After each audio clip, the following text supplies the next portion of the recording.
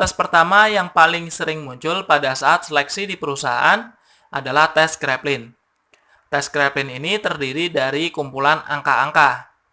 Nah, tugas teman-teman di sini adalah menjumlahkan angka-angka yang ada pada soal ini. Jadi, teman-teman jumlahkan angka dari bawah ke atas. Nah, seumpamanya di sini 0 tambah 6. 0 tambah 6 jawabannya adalah 6.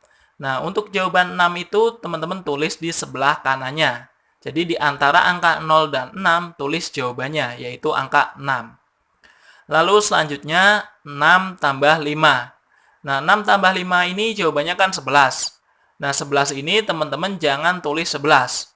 Teman-teman cukup tulis satuannya saja. Jadi apabila jawabannya adalah puluhan, maka teman-teman cukup tulis satuannya, yaitu angka 1.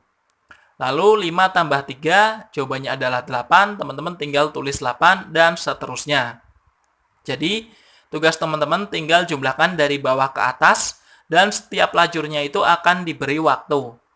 Dan seumpamanya teman-teman sudah sampai di sini, namun sudah ada instruksi untuk pindah, maka teman-teman tinggal pindah ke lajur selanjutnya. Jadi, jangan dilanjutkan sampai mentok.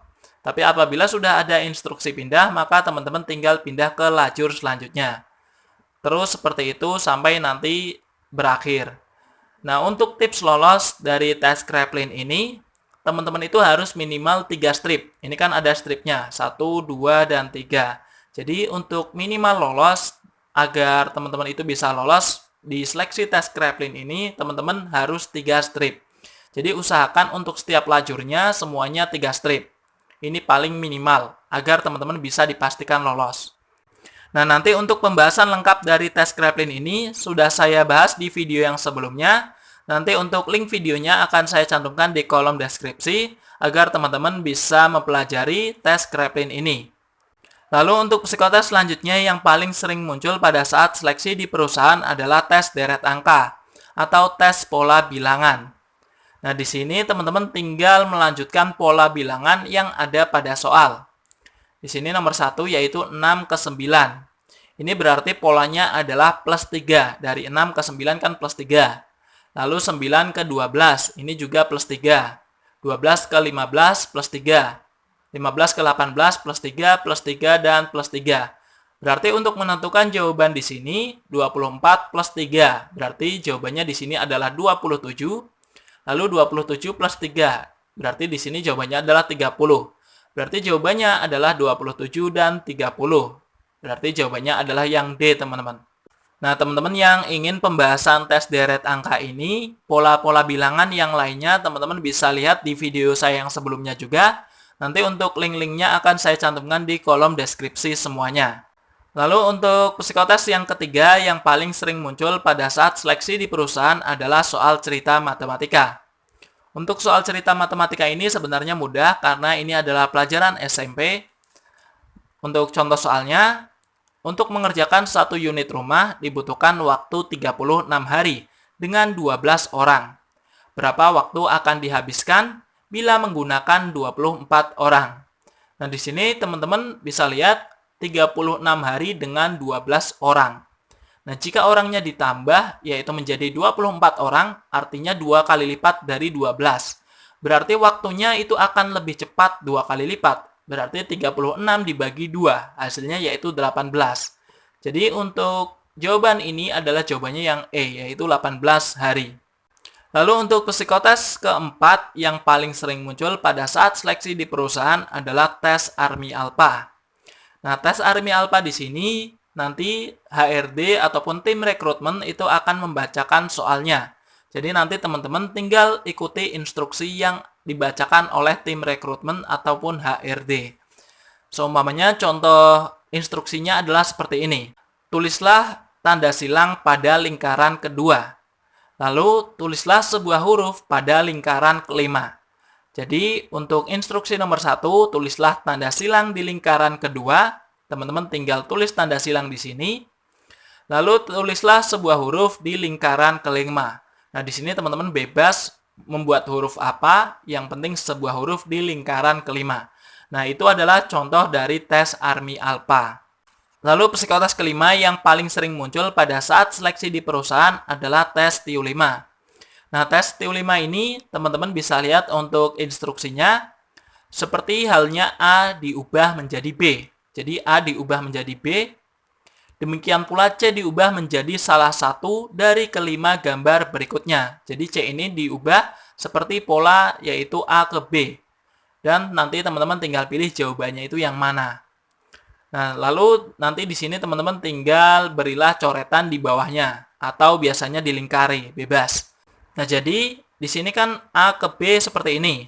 Jadinya yang awalnya itu hanya satu garis menjadi dua garis yang bertolak belakang. Nah, berarti yang C jawabannya adalah yang nomor 2. Karena yang sesuai hanyalah nomor 2. Dan nanti untuk pembahasan TU5 juga akan saya cantumkan di kolom deskripsi untuk link video pembahasan full tentang TU5. Lalu psikotes yang keenam yang paling sering muncul pada saat seleksi di perusahaan adalah matematika dasar. Matematika dasar ini biasanya adalah kali, bagi, tambah, dan kurang. Nah, teman-teman juga biasanya ada angka pecahan dan bilangan desimal. Nah, untuk matematika dasar ini sebenarnya mudah, yang penting teman-teman itu harus ingat dan jeli bahwasanya apabila ada soal seperti ini, mana yang harus dikerjakan terlebih dulu. Jadi apabila ada soal seperti ini, teman-teman jangan mengerjakan secara berurutan. Jadi jangan sampai 21 tambah 15 terlebih dulu, lalu dibagi 3, dikurangi 5, jangan seperti itu. Teman-teman lihat terlebih dulu apakah ada perkalian atau pembagian atau dalam kurung atau tidak. Karena apabila ada soal seperti ini, yang harus dikerjakan terlebih dulu adalah pembagian atau perkalian terlebih dulu. Jadi 15 dibagi 3 terlebih dulu, yaitu 5. Lalu 5 kali 4 sama dengan 20. Lalu apabila sudah seperti ini, teman-teman tinggal bisa jumlahkan dan kurangkan. Maka akan ketemu hasilnya. Lalu psikotes yang ketujuh yang paling sering muncul pada saat seleksi di perusahaan adalah tes warteg. Tes warteg ini merupakan salah satu tes kepribadian. Nah, untuk tips dari tes warteg ini, teman-teman silahkan gambar yaitu benda mati yang bergerak ataupun makhluk hidup pada kotakan yaitu 1, 2, 7, dan 8. Jadi yang berbentuk lengkungan seperti ini, 1, 2, 7, 8, teman-teman silahkan gambar yaitu benda mati yang bergerak ataupun makhluk hidup. Jadi teman-teman bisa menggambar di sini yaitu jam. Jam kan benda mati yang bergerak, atau teman-teman juga bisa menggambar bunga. Silahkan bebas teman-teman, yang penting untuk kotakan 1, 2, 7, dan 8 silahkan gambar yaitu benda mati yang bergerak ataupun makhluk hidup. Dan untuk kotakan yaitu nomor 3, 4, lalu 5, dan 6 teman-teman silahkan gambar yaitu benda mati. Itu tips dari tes warteg. Nanti untuk video full pembahasannya itu akan saya cantumkan di link deskripsi, jadi teman-teman bisa lihat untuk pembahasan lengkap dari tes warteg ini. Lalu psikotes yang ke-8 yang paling sering muncul pada saat tes di perusahaan adalah tes gambar pohon. Nah, untuk tes gambar pohon ini, hal yang harus teman-teman perhatikan adalah pada saat menggambar, teman-teman itu harus lengkap gambarnya. Yaitu seperti ada daunnya harus spesifik seperti ini, lalu ada buah, lalu ada batang, ada akar, dan lain sebagainya. Lalu pada saat menggambar, teman-teman itu harus satu kali tarikan, jangan kebanyakan dihapus. Jadi teman-teman usahakan pada saat menggambar itu jangan sampai salah-salah.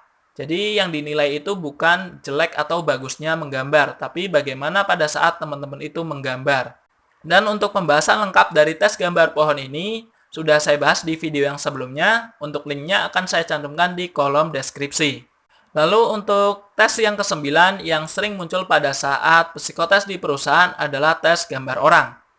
Nah, tes gambar orang ini tipsnya juga sama pada saat teman-teman menggambar pohon, yaitu teman-teman silakan gambar orang secara keseluruhan, yaitu utuh, ada tangan, kaki, lalu juga kepala, kuping. Apabila tidak memakai topi, maka teman-teman harus ada rambutnya, dan lain sebagainya. Jadi harus secara detail.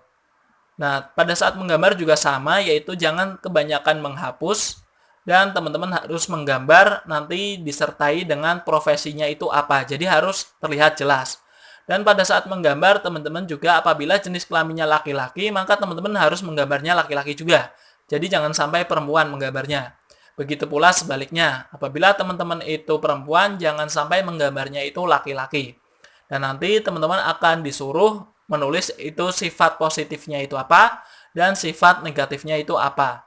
Dan untuk pembahasan lengkap dari tes gambar orang ini juga sudah saya bahas di video yang sebelumnya. Nanti untuk linknya akan saya cantumkan di kolom deskripsi.